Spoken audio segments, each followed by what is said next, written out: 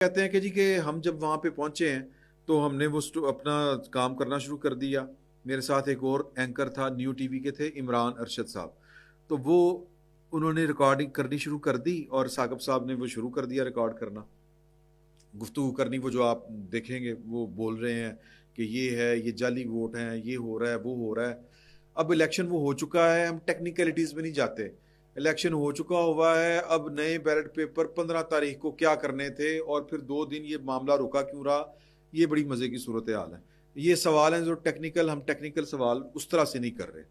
तो वो कहते हैं कि मैंने वो चूँकि रिकॉर्डिंग शुरू कर दी, मेरे साथी ने, हमारा जो कैमरामैन था उसने शुरू कर दी। तो जिन्होंने हमें टिप दी थी उन्होंने भी अपनी रिकॉर्डिंग शुरू कर दी।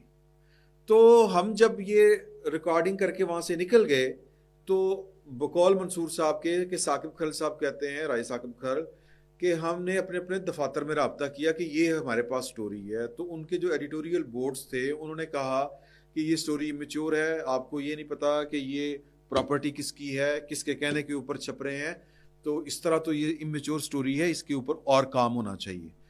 तो वो जो उनके उतावले पड़ गए सोर्सेज जिन्होंने उनको ये खबर ब्रेक की थी कि खबर क्यों नहीं चला रहे, खबर क्यों नहीं चला रहे, तो राय साहब कहते हैं कि हमने उनसे कहा कि ये अभी जो मामला ना लेट है, हमने इस पे और काम करना है, हमारे दफातर जो हैं वो यूं कर रहे हैं। तो उन्होंने, किसी ने कहा होगा कि अपने यूट्यूब पे चलाओ, तो उन्होंने कहा कि नहीं, ये दफ्तर का पहला राइट है, इस तरह की कोई बात हुई।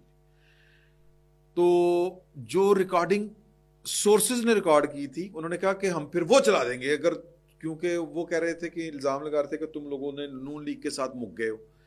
अगर ये इल्ज़ाम लगा रहे थे तो इसका मतलब ये है कि नून लीग का कोई मुखालिफ था जिसने उनको टिप दी थी।